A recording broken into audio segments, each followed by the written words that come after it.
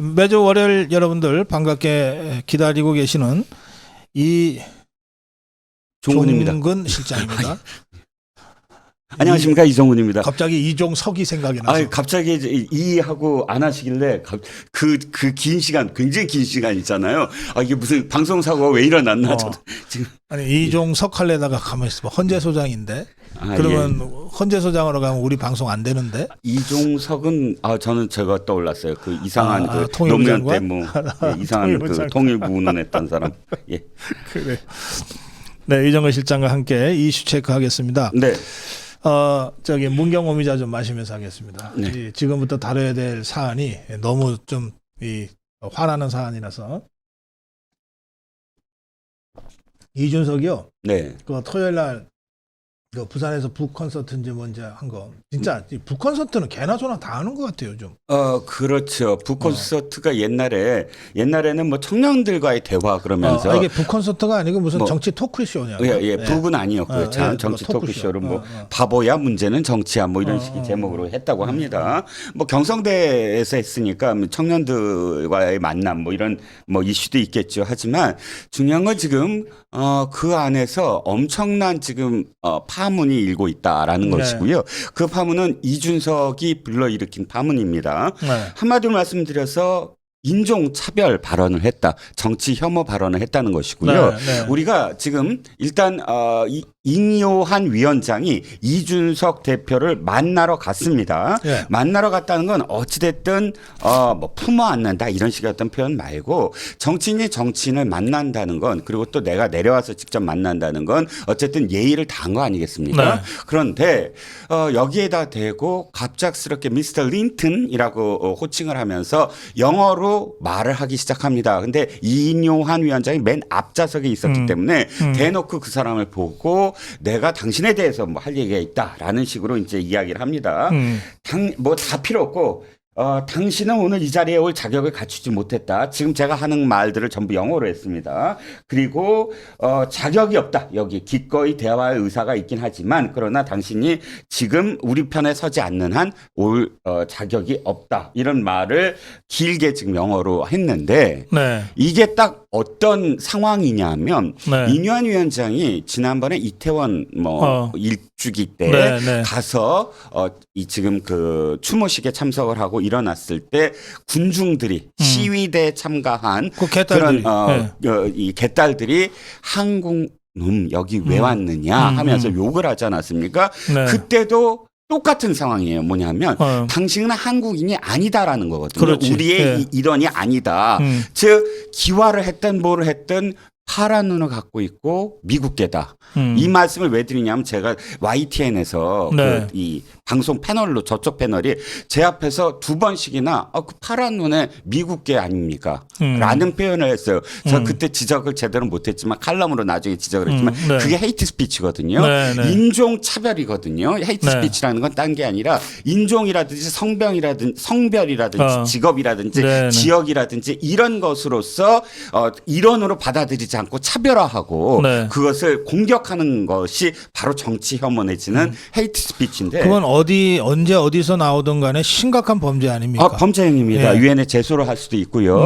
그것은 그런데 지금 아시다시피 짧게 말씀드리면 이 인여와는 200년에 걸쳐서 이 가문은 한국의 뿌리를 박은 가문이고요. 할아버지는 우리나라의 그 2010년도에 우리나라 정부로부터 건국 훈장을 받았습니다. 3.1 군산 만세 시위를 주도한 그런 공로로 그러면 진짜 우리나라의 어떤 그런 이 일제와의 이 투쟁을 진짜 그 몸바친 분이고 아버지는 참전용사였고 6.25 참전용사였고. 근데 뭐 이게 인요한의 집안의 그 내력을 떠나서 중요하지만 이를테면 어제 우리나라 시민이 된 사람이 있다고 칩시다. 어제 국적을 취득한 사람이 있다고 칩시다. 그래서 이 사람이 아직 우리말도 좀 서툴러요. 한국말도 서툴러. 그렇다고 해서 헤이트할 수 있습니까? 안 되죠. 그 시기의 문제는 아닙니다. 또는 아직 국적 취득도 못했어. 그냥 우리나라에 일하러 왔어. 일주일밖에 안 됐어. 뭐 우리나라 문화도 모르고 예의도 모르고 뭐 막 우리말도 거의 못 알아들어. 그렇다고 해서 헤이트하면 됩니까? 안 되죠. 안 되잖아요. 예. 그게 인요한이니까 안 되는 게 아니라 어떤 그렇습니다. 경우에도 안 되는 진짜 나쁜 범죄를 이 자가 공개적으로 저지른 거예요. 그리고 그렇죠. 현장에 있었던 자들 아무도 이것을 저지하지 않았어요. 옆에 예? 이현주라는 그런 아니 정치인, 이것들 도대체 뭐 하는 것들이냐고. 이현주라는 정치인이 함께 지금 했는데 지금 이렇게 영어로 하니까 갑자기 마이크를 뺏어서 자기도 영어로 인요한한테 공격을 했어요. 아니 그건 정말 정신없는 것들이지. 네. 예? 아니 저는 그 자리에 있었던 어떤 누구도 이걸 현장에서 항의하지 않았다는 데 대해서 정말 분노합니다. 그리고 정말 절망스러워요. 그렇죠. 예? 예. 맞습니다. 그러니까 이준석이야 원래 그런 자니까 나 나 이런 제가 그러니까 이게 저 이거 좀 마실게요. 뭐 하세요. 네. 그래서 제가 왜 아까 그 인요한 집안을 계속 좀 얘기를 했냐면 이겁니다. 인요한은 이준석이 태어나서 지금까지 살아온 세월보다 더 오랫동안 우리나라에서 한국어를 사용하면서 있었고 지금 그런데 이준석이 여기에 대한 변명을 계속하고 있습니다. 왜냐하면 굉장히 파장이 커지고 있거든요. 그러니까 나는 정치 혐오를 하지 않았다라고 얘기하면서 인요한이 이 뉘앙스를 잘 파악을 못할 것 같아서 영어로 얘기했다. 이렇게 표현을 합니다. 그런데 이것도 말이 안 되죠. 만약 인요한이라는 사람을 귀한 사람으로 우리가 인정을 한다고 한다면 미스터 린턴이라고 호칭하는 것부터가 잘못됐고요. 인요한이라는 우리나라 이름이 있고 또 인요한의 어떤 뉘앙스를 이야기해서 영어로 얘기했다. 인요한보다 영어를 자기가 더 잘하나요? 뉘앙스를 영어로 얘기하면 훨씬 더 정확하게 인요한보다 이야기할 수 있나요? 그것도 말이 안 되고 어찌됐든 지금 상황은 이준석의 뭐 인성이라든지 이런 부분만이 아니라 지금까지 이준석이 어떤 식으로 정치 활동을 했나를 또 완전히 그대로 생생하게 드러내는 그런 장면입니다. 가출하고 모욕하고 조롱하고 이런 그것을 되풀이하는 그런 그것밖에 없는 그런 이 정치인으로서 이번에 완전히 생생하게 전 국민한테 보여줬다는 거고요. 예. 그래요. 저는 이게 우리나라가 저는 사실 한 20여 년 전부터 이제 이런 문제를 기회 있을 때마다 환기시켜 왔는데 그 김영삼 정부 때 세계화 선언이 있었잖아요. 네. 그러면서 우리가 정말 글로벌 질서 속에 당당한 대한민국으로 이제 가야 될 시점이 됐는데도 여전히 이제 우리 의식 중에는 뭐 백이민족, 5천년 단일민족 이런 의식들이 있어가지고 그 여러 사회 의식 조사에 보면 전 세계에서 가장 그 인종차별적 인식을 갖고 있는 사람들이 한국 사람들이다라고 하는 조사들이 그동안 여러 차례 발표가 됐어요. 저거 정말 이거는 부끄러운 일이다. 네. 예? 그러면 글로벌이라고 말이나 하지 말든지. 네. 예? 특히 지금 윤석열 정부 들어서 우리가 글로벌 중추국가로 대거 지금 그 도약해 나가고 있잖아요. 네. 이런 상황일수록 인류 보편 가치에 대한 투철한 그 체현들이 있어야 되거든요. 네. 그런데 이런 정치판에서 네. 이런 이 혐오 발언이 그렇죠. 인종 혐오 발언이 대놓고 나오고 예. 그리고 이거가 현장에서 제지가 되지 않고 네. 저는 이거 바로 이거 사법 처리돼야 될 문제라고 생각하거든요. 그렇죠. 아니 보십시오. 네. 우리가 지금 750만 명의 해외 교포들 중에 단 한 명이라도 네. 미국이든 멕시코든 또는 유럽 어디에선가 이런 식의 인종차별을 받으면 바로 전 세계에서 중요한 이슈가 돼버려요. 그렇습니다. 맞습니다. 그렇지 않습니까? 예. 이를테면 제2교포가 있습니다. 제2교포 2세, 3세가 있는데 일본의 어떤 정치인이 우리의 그 뿌리 내려서 일본에서 살아가고 있는 제1교포한테 우리나라 말 떠듬거리면서 너는 우리의 언어를 모르니까 내가 뉘앙스를 너네 언어로 해줄게 라고 한다면 그건 우리나라에 엄청난 세계적으로 반향이 일어날 겁니다. 그러니까 미국이나 이런 데서 이제 강도 사건이 났는데 강도 피해자가 아시아계일 경우에는 가장 먼저 이게 헤이트 범죄인지 아닌지부터 먼저 접근을 하거든요. 그렇죠. 수사 당국이 그래요. 이게 네네. 혹시 헤이트 범죄 성격은 없는 건가? 네. 그거부터 확인하고 나서 헤이트 범죄는 아닌 것 같다 하면 일반 형사사범으로 다루거든요. 예. 이게 헤이트 범죄라고 되는 순간 전혀 차원이 다른 문제가 돼버려요. 그렇습니다. 예? 왜냐하면 공동체를 파괴하는 반인류 예. 범죄거든. 그렇죠. 예? 맞습니다. 그러니까 지금 그 짓을 이자들이 한 거예요. 네, 대놓고요. 대놓고 한 거라고요. 대놓고. 예. 맞습니다. 그러니까 이게 인요한 개인에 대한 문제가 아니기 때문에 왜냐하면 이 차원 자체가 그렇게 기여한 사람들에 대한 공격이 돼버리거든요. 네. 집단에 대한 공격이 돼버립니다. 그렇습니다. 이런 장면을 보고 우리의 기여한 사람들이 어떻게 느끼겠느냐. 네. 이게 인종이나 국적을 넘어서 상당히 많은 어떤 이 문제를 지금 야기시킬 수 있다는 거죠. 이를테면 이연복이라는 화교가 있습니다. 화교 출신의 셰프가 있습니다. 셰프. 근데 예. 이연복 셰프한테 지금 우리가 중국어를 하면서 우리나라 말을 정확하게 이해 못할 테니까 내가 너네 나라 말로 한다 하면 아마 화교 난리 날걸요. 화교 사회가. 그분 이미 국적 우리나라 국적이고 또 이자스민이라는 의원도 있지 않습니까? 네. 필리핀인으로서 처음으로 귀화해서 국회의원이 된 그렇다고 영어로 그 사람한테 이야기한다 그러면 그것 역시 헤이트 스피치입니다. 지금은 어찌됐든 이게 단순히 이준석의 개인의 어떤 인성 문제가 아니라 우리 정치판에서 보다 더 품격 있고 정말 제대로 된 어떤 그런 정치를 어떻게 해 나갈 수 있느냐 없느냐에 정말 그 척도가 된다. 이준석의 발언은 우리가 어떻게 단죄하느냐를 네. 확실하게 우리가 그 끝을 맺어야 된다는 겁니다.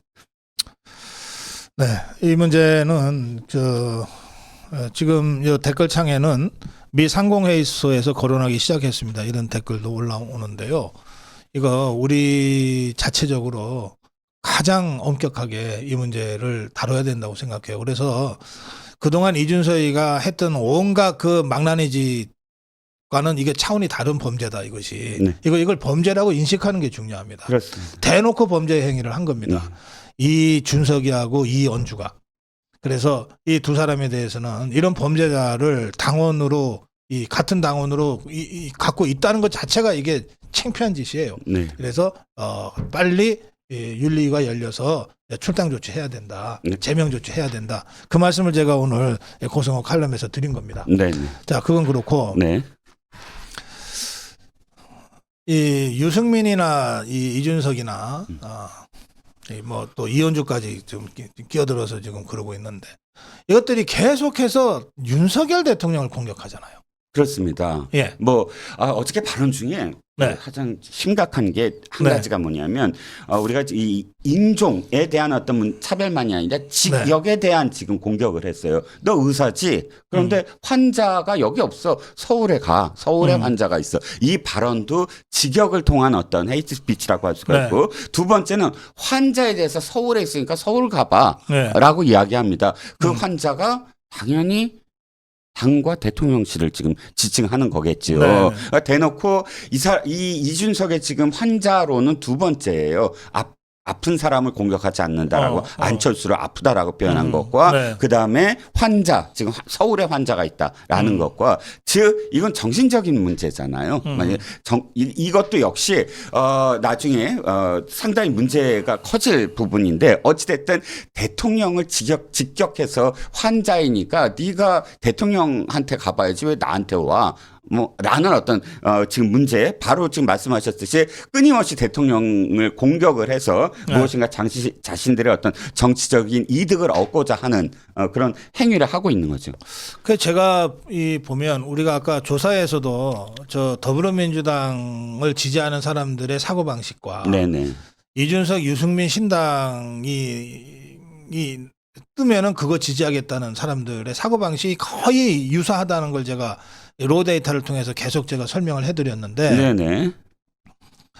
입만 열면 윤석열 대통령을 공격하고 어떻게든 윤석열 대통령과 1대1 대립구도를 만들려고 하는 점에서는 이재명이나 유승민이나 이준석이가 하는 짓이 똑같아요. 그렇죠.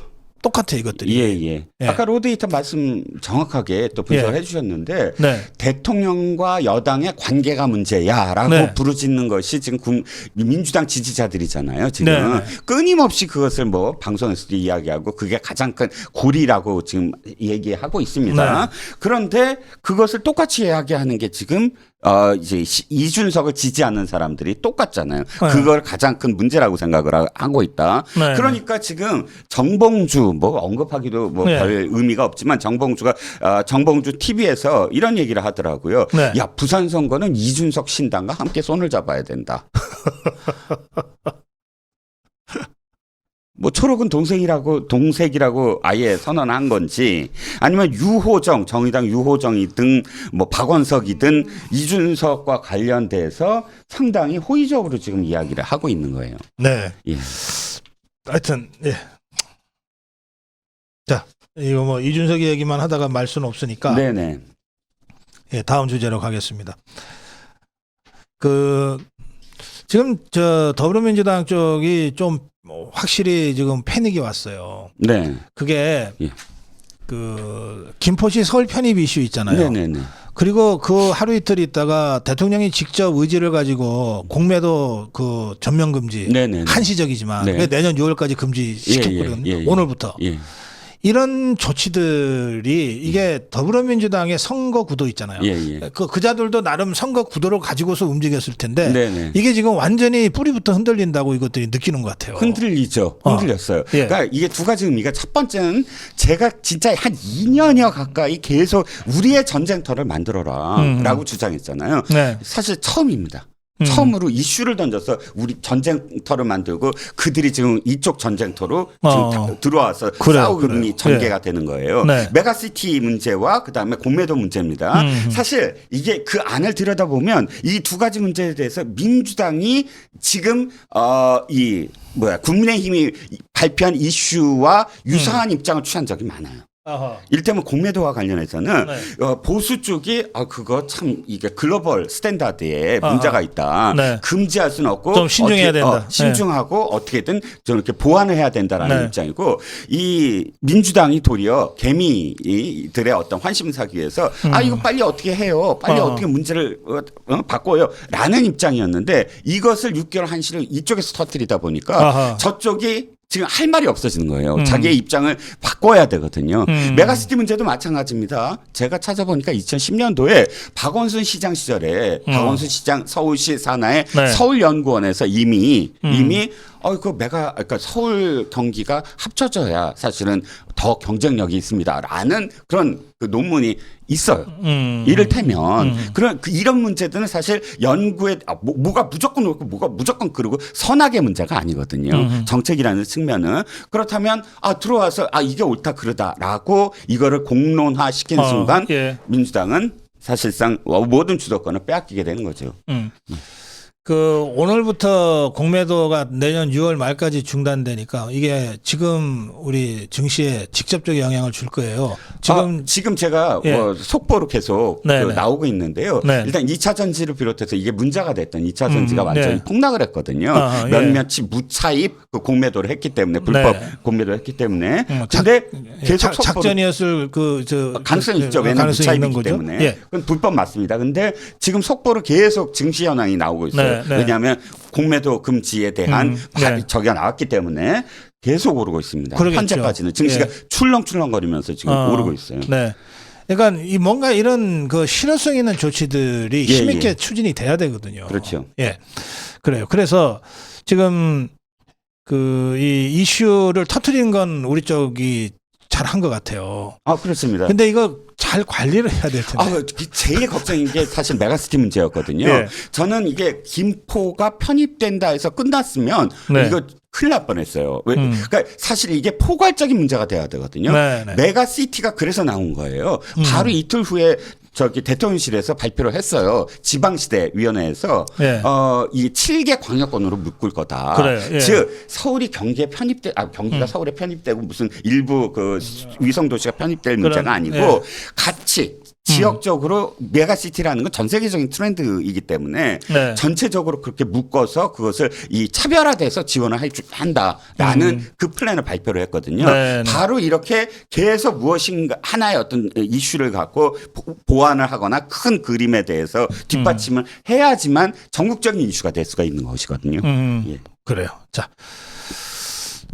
그 이 이슈 관리를 진짜 잘 해야 된다. 그러니까 이슈를 세팅하는 것도 쉽지 않지만 세팅한 이슈를 그 총선 끝날 때까지 그렇죠. 관리하는 거는 더 어렵거든요. 그렇습니다. 네, 그러니까 지금 당에서 당장 그 이슈 세팅의 효과가 있잖아요. 네네. 눈으로 아마 몸으로 느낄 거예요. 네. 그 여기에 너무 젖어가지고 이 관리의 필요성을 이 깜빡하면 다시 또 역풍이 불 수 있으니까 이슈 관리를 만전을 기해야 된다. 이 말씀 다시 드리고. 악마는 디테일에 있잖아요. 예, 그러니까 정책 이슈는 디테일이 뛰어나야 됩니다.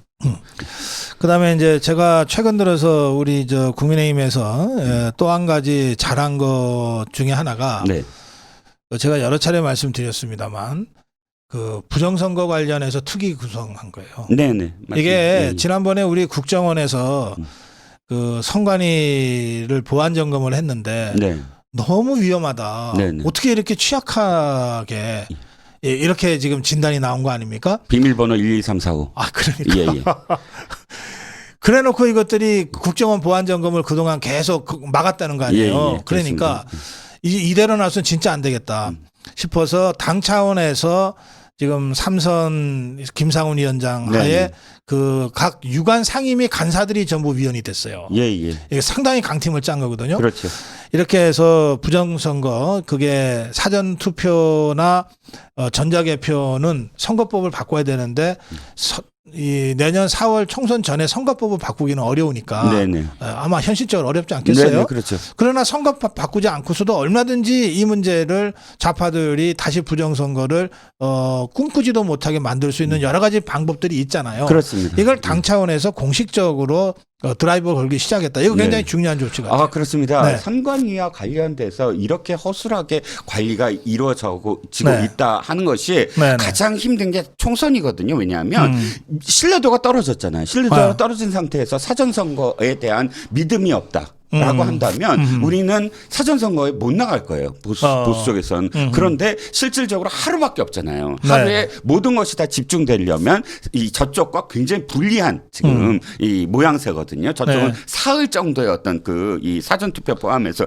본투표까지 하면 참여할 수 있는 어떤 폭이 훨씬 넓어질 테고 그러면 그걸 지켜만 볼 게 아니라 당연히 국민의힘이 나섰어야 됐고 나서서 어떻게든 그런 어떤 이 사전 투표에 대한 리스크를 보완할 수 있는 여러 가지 어떤 그 정치적인 보완을 해 나간다면 그래도 보수에서 그래 이 국민의힘이 이렇게까지 했으니까 저쪽 부정선거를 못할 거야라는 수준까지 그 신뢰를 높여야만 우리가 대항을 할 수가 있다는 겁니다. 그렇죠. 여기 꿈님이 개미들 만만세입니다. 20대 40대 중도라는 정치 세력들이 다 포함되어 있는 이슈 시장 반응입니다. 이게 공매도. 예, 1,400만 정도의 그러니까. 뭐 투표를 그러니까 투자를 하고 있다니까요. 여기 남희님이 이런 문자 보내셨어. 요즘 국민의힘이 힘 좀 받을 듯 해놓고 고 박사님이 잘한다 하실 때도 있으니 그러셨는데. 예. 저 진짜 맨날 잘한다는 방송 하고 싶어요. 국민의힘 여러분 힘 좀 내세요. 그리고 말씀 나왔으니까 하는 말인데. 네. 재작년 대선 때부터 윤석열 잘한다 그랬지.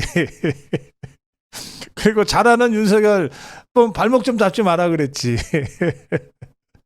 하여튼 잘하는 건 잘한다 그래야죠. 그렇죠. 여론조사 말씀을 잠깐 드리면 지금 오늘 그 여론조사 아까 말씀을 하셨고 또 뭐 아랜서치라든지 이런 여론조사를 비교했을 때 굉장히 위험했었어요. 솔직히 말씀드리면 강서구 선거에서의 패배가 별거 아니었지만 그럼에도 불구하고 그것으로 말미암아 그 총선 직전까지 공격을 당할 소지가 너무나 많았고 그 추세선이 사실 굉장히 이 급락하려는 조짐이 보였는데 그랬죠. 브레이크가 다 걸린 거예요. 여론조사가 지금 다 갤럽도 지난주 갤럽부터 신호가 왔어요. 그리고 뭐 아랜서치 오늘 지금 발표하신 부분까지 다 포함을 한다면 상당히 지금 국민의힘이 잘하고 있다라는 겁니다.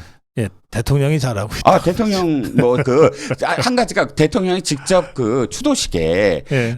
박정희 대통령 그 10월 26일 추도식에 네. 진정성이 있잖아요. 예. 외국에 순방 갔다가 내려오자마자 그 공항에서 바로 달려갔죠, 대구로. 예. 그런 예. 부분들이 이 지난번에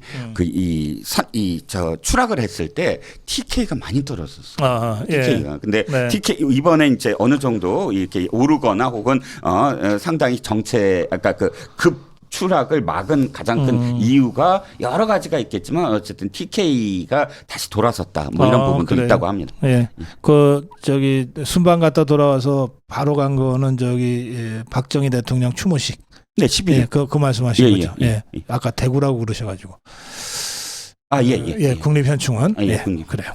자, 마지막 주제입니다.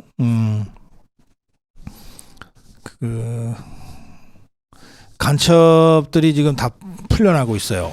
네, 그렇습니다. 간첩들이 풀려나고 있어요. 예. 지금 예전부터 그랬습니다. 민변이 주로 변호사를 맡은 간첩 사건들 보면 이 투쟁이라고 다 이름을 붙여요. 처음에 이 체포 투쟁을 하라. 체포하러 오면은 그냥 상다리라도 붙잡고 그 장면을 연출해라. 끌려가지 않는 장면을 연출해라. 그 다음에는 검찰에 소환이 될 때 구치소에 들어가서 소환 거부 투쟁을 하라. 그다음에 재판 기소가 되면 재판 기피 투쟁을 하라. 뭐 이런 투쟁의 그 단계가 있는데 지금은 완전히 정말 이 법의 어떤 허점을 이용을 해서 쪼개기 기피 신청을 하는 거예요. 이를테면 합의부야 있잖아요. 합의부가 있으면 그걸 잘라서 예를 들어서 그 세 명 중에 한 명 주심을 이제 기피 신청을 하고 그게 보통은 기피 신청을 하면 그걸 만약 받아들이면 재판부가 어떻게 되냐면 다른 재판부가 그렇죠. 심판을 해요. 그거를 이 재판부가 문제가 있느냐 없느냐. 네. 근데 그것을 기각을 하는데 시간이 걸리잖아요. 근데 이게 3심 제도예요. 이것도 말이 안 돼요. 저는 이게 3심 제도예요. 그래서 다른 재판부가 이걸 기피를 하면 항고를 해요. 그 다음에 또 기피를 하면 대법원에 또 재항고를 합니다. 이게 기간이 어마어마하잖아요. 이게 끝나면 또 다른 그런 판사를 또 기피 신청을 하고. 네. 그래서 장장 지금 어마어마한 그런 그 시간이 소요되는데 평균 200일이 소요된다는 거예요. 그런데 문제는 그렇게 되면 구속 만기가 되잖아요. 풀려나죠. 그러니까. 이렇게 해서 지금 간첩들이 풀려나고 있어요. 네. 그 풀려난 간첩들이 뭐 하겠어요? 하던 간첩질 계속 하겠지. 근데 지금 올 연말이면 국정원은 이 간첩들 수사를 할 수 없게 됩니다. 저것도 문재인 정부 주사파들이 만들어 놓은 악법 때문에 이렇게 됩니다. 자, 그런 상태에서 민주당이 말이죠. 국방부가 정훈국을 15년 만에 부활시키겠다고 하니까 정훈이라는 거 있잖아요. 정훈. 군대에서 국가 정체성 가리키는 그 부서를 정훈이라고 그러거든요. 이거를 정훈국을 부활시키겠다고 하니까 민주당이 또 강력 반대를 하고 나섰는데 방공교육 부활이라고 반발한다고요? 네, 그렇습니다. 지금 정훈국이라는 걸 잠깐 말씀을 드리면 어쨌든 군 장병들에게 교육을 하는 거예요. 주적이 누구냐, 그리고 우리나라 현 시대 어떻고 안보가 어떻면 우리가 무찔러야 될 대상이 어떻게 되고 전쟁이 일어났을 때 우리가 어떤 생각으로 해야 되는가를 교육하는 프로그램을 만들고 하는 것인데 이게 지금 언제부터 망가졌냐 하면 DJ와 노무현 때부터 망가집니다. 국방정신전력원이라고 있어요. 이거는 이 장교들한테 어떻게 장병들을 가르쳐야 되느냐 각 부대에서 이거를 지금 연구하는 곳인데 이건 DJ 때 없앴어요. 폐쇄시켰어요. 그다음에 노무현 때 바로 아까 말씀드린 정훈국을 이름도 바꾸고 과로 전락을 시켜서 전체적으로 15명인데 그중에서 교육을 담당하는 인원은 5명밖에 없어요. 북한과 비교를 하면 북한은 이 부분이 총정치국이 있죠. 2인자. 그렇죠. 황병서 예를 들자면 2인자 이 별이 이 전체를 담당을 하면서 장교만 350명이 이 부분을 담당을 합니다. 북한만 아니라 공산당들은 군보다는 당이 우선이기 때문에 그래서 이 당 정치국이 그 사단장 군단장보다 높아요. 그러니까는 군 작전을 할 때도 언제 시작하자 그럴 때도 날짜가 다르면 이 군단장보다는 군사 전문가인 군단장보다는 정치국장의 결정이 더 중요한 거예요. 네. 그러니까 당 우선이 그런 거거든. 네. 그러니까 뭐 우리가 북한이나 공산당 체제는 그렇다고 치고 네. 우리는 그런 건 아니지만 그래도 대한민국의 정체성을 가리키고 우리가 북한을 주적이라고 우리가 생각하고 있잖아요. 네. 명시도 돼 있잖아. 네. 그러면 북한 공산주의 체제에 맞서는 반공교육을 해야지. 그렇죠. 왜 반공교육한다고 시비냐고 이것들이. 그렇습니다. 왜냐하면 다 망가뜨렸거든요. 자신들이 이 계획대로 네. 9.19 군사 합의 그 직후에 제가 그 장성들을 만날 기회가 있었어요. 토론회에서. 근데 사석에서 저한테 가장 걱정하는 게 장병들에게 가르칠 말이 없다.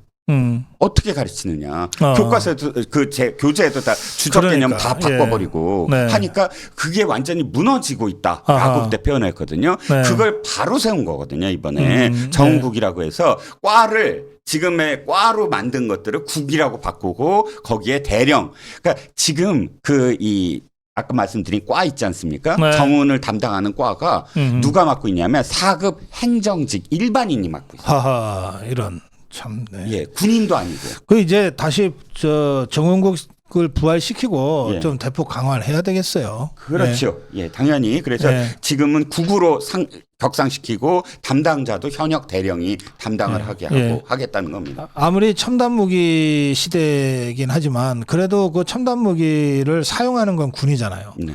그리고 군의 생명은 사기고 그렇습니다. 사기는 자신이 지금 지키고 있는 그 위치가 어떤 위치인지 그리고 이 대한민국을 왜 목숨 걸고 지켜야 되는지가 완전히 몸으로 체득이 될 때 나오는 게 사기지. 맞습니다. 그렇잖아요. 그러니까 그게 정훈이거든. 정훈이란 말을 이승만 대통령이 처음으로 만든 용어라고 하더라고요. 이승만 대통령이 이렇게 얘기를 했습니다. 정훈이란 말을 만들면서 필력과 병력은 반드시 정의를 이룬다. 이를 쓰면 겁도 없어지고 적도 없어진다. 여기서 필력이 바로 정훈이다라는 거거든요. 그래요. 예. 마무리 해야 되겠습니다. 우리 댓글 중에 아까 우리 대구 경북 지지율 말씀하셨잖아요. 네네. 그러자 이런 댓글이 올라왔어요. 대구 경북 지지율 떨어진 거는 이뇨한 때문입니다. 낙동강 하륜이 5.18 묘소 참배니 뭐 이런 행보를 처음에 보이는 바람에 툭툭 떨어졌던 건데요. 하고 하는 의견이 올라와 있어요. 네. 우리 자유파 국민들이 그 정치적으로 굉장히 그 민감성이 높아졌어요. 네.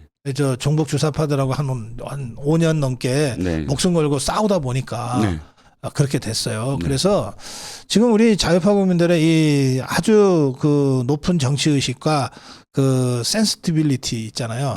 이 굉장히 높은 정치적 민감도가 있기 때문에 그 당에서 이거 대충 해서 될 일이 아니에요. 네, 맞습니다. 대충 해서 될 일이 아닙니다. 예.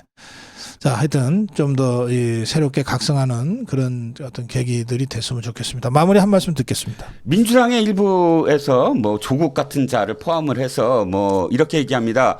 이번에 200석 갖고 오자. 거기에 또 똑같이 이쪽에서 잠시 여론조사 몇 가지가 좋게 나온다 그래서 국민의힘이 우리 잘했다라고 생각하는 것과 똑같습니다. 제가 보기에는 아직 멀었습니다. 아직 우리가 정말 지금 이 170석을 갖고 있는 또는 저렇게 대동단결해서 다시 한번 이 정권을 흔들고 재집권을 하려는 좌파들에 맞서기 위해서는 지금 국민의힘이 뭐 그런 지도부가 긴장을 풀어서는 안 될 것 같고요. 또 한 가지는 지금 고성국 TV가 100만을 넘겨야만 합니다. 아직 얼마만 더 하시면 되거든요. 그 얼마를 위해서 지금 보시는 분들이 함께 노력하시면 정말 고성국 TV가 100만을 넘기고 100만을 넘기면 그 시너지로서 우리 총선에 고성국 TV가 엄청나게 많은 기여를 할 것이라고 믿습니다. 여러분들 조금만 더 도와주십시오. 예, 말씀 잘 들었습니다. 고맙습니다. 예, 이정건 실장과 함께한 이슈 체크였습니다.